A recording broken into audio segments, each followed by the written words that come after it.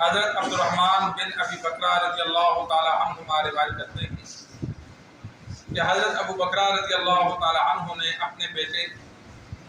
جو سجستان میں قاضی تھے ان کو لکھا کہ غصے کی حالت میں دو بندوں کے درمیان فیصلہ نہ کرنا۔ میں نے سرکار دو عالم صلی اللہ علیہ وسلم سے سنا، آپ صلی اللہ علیہ وسلم نے فرمایا، حاکم دو بندوں کے درمیان غصے کی حالت میں فیصلہ نہ کرے۔ سرکار دو عالم صلی اللہ علیہ وسلم کا فرمان ابو بکرہ رضی اللہ تعالی عنہ نے اپنے بیٹے عبید اللہ جو قاضی تھے ان کی جانب لکھا۔ شریعت میں چند سزائیں مقرر ہیں، 5 یا 6 سزائیں۔ زنا کی سزا ہے، شادی شدہ ہو غیر شادی شدہ ہو۔ شراب کی سزا ہے، ڈاکو کی سزا ہے، چور کی سزا ہے، اور قتل میں قصاص ہے، اگر پیسہ لے تو دیت ہے۔ یہ 4-5 بڑی سزائیں اسلام نے مقرر کی، باقی سزائیں مقرر نہیں ہیں۔ باقی معاملہ قاضی پر چھوڑ دیا۔ دین اسلام کی کسی رکن کی کوئی خلاف ورزی کرتا ہے تو اسے کیا سزا دینی ہے وہ قاضی پر چھوڑ دیا۔ ایک بندہ نماز نہیں پڑھتا، روزہ نہیں رکھتا،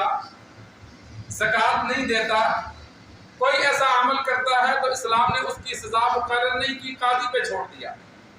زمین کا جھگڑا ہے آپس میں، 2 بھائیوں کا رشتہ داروں کے ساتھ کسی کا جھگڑا ہے، کسی نے گالی دی، مارا، آپس میں لڑائی ہو گئی، یہ تمام معاملات قاضی پر چھوڑ دیے کہ قاضی اپنی رائے کے مطابق جو فیصلہ دے گا اسے نافذ سمجھا جائے گا۔ تو اسی وجہ سے سرکار دو عالم صلی اللہ علیہ وسلم نے فرمایا، قاضی اگر کسی ایک کی بات سن کر غصے میں آ جائے تو غصے کی حالت میں فیصلہ نہ دے، اس لیے کہ جو مناسب سزا بنتی ہے غصے میں آ کر اسے زیادہ دے دے گا۔ انسان خطا کار ہے، غصے میں بسا اوقات سزا تھوڑی بنتی ہے، لیکن دوسرے پر جب غصہ آئے تو بندہ کہتا نہیں اس کو تو اور سزا ہونی چاہیے، تو جو قاضی لکھ دے گا اس کو وہ سزا ملے گی۔ تو اس لیے منع فرمایا کہ زیادہ سزا مت دی جائے۔ غصے میں ہو جاتا ہے، ابھی حالیہ واقعہ ہے، ہمارے ساتھ قاری گزار استاد ہیں، بارشوں کی وجہ سے ان کا نقصان ہوا، توسا کے علاقے کے رہنے والے، وہ حکومت کی جانب سے پٹواری مختلف علاقوں میں گئے کہ بھائی کس کس کا کتنا نقصان ہوا، جو پٹواری فیصلہ دے گا حکومت نے اسی حساب سے رقم بھیجنی ہوتی ہے۔ وہ کہتے ہیں ہمارے محلے میں آیا تو ایک بندے کے پختہ مکانات تھے، اس کو نقصان بھی نہیں ہوا، ادھر سیلاب نہیں آیا، بارشوں کی وجہ سے کچھ مکان گرے ہیں، تو کہتے ہیں وہ بندہ بار بار کہے میرا نام لکھ، پٹواری کہ یار تیرا کوئی نقصان نہیں ہوا، خدا نہ کرے میں لکھ کے لے جاؤں، پیچھے ٹیم آ جائے تو میری نوکری کو خطرہ ہو جائے گا۔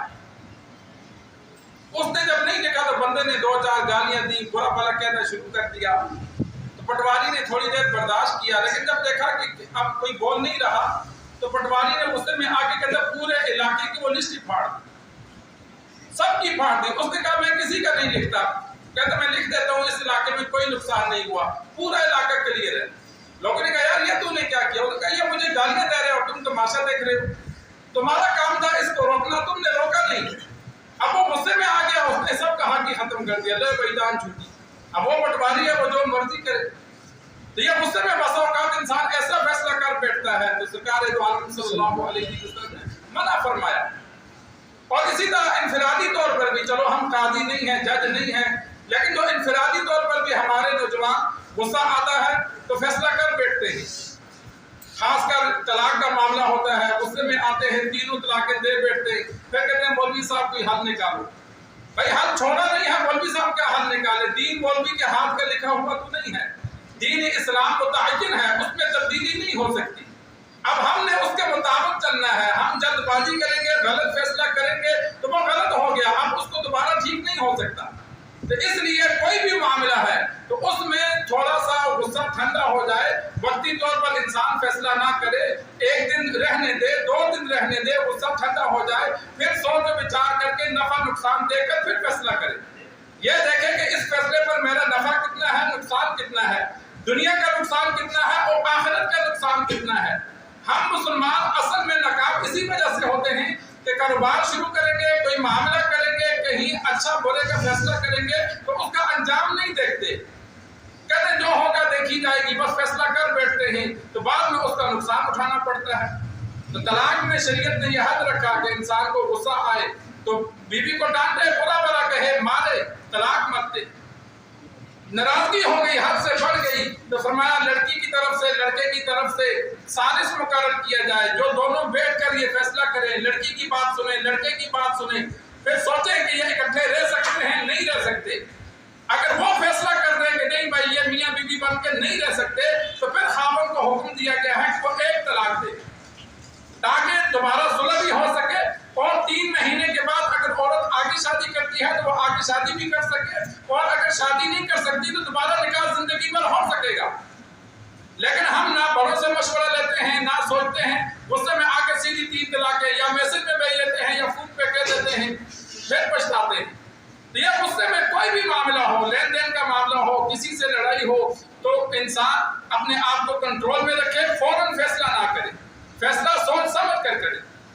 انفرادی طور پر بھی اور اجتماعی طور پر بھی سرکار دو عالم صلی اللہ علیہ وسلم نے قاضیوں کو حکم دیا کہ کہیں بھی کوئی سزا دینی ہے تو غصے کی حالت میں سزا نہ دی جائے, غصہ آئے تو فیصلے کو روک دیا جائے, اگلے دن دیا جائے, گھنٹہ 2 ٹھہر کے پھر دیا جائے جب نارمل حالت ہو, تاکہ کسی پر زیادتی نہ ہو. اللہ سے دعا ہے اللہ ہمیں دین سیکھ کر سمجھ کر عمل کرنے کی توفیق عطا فرمائے.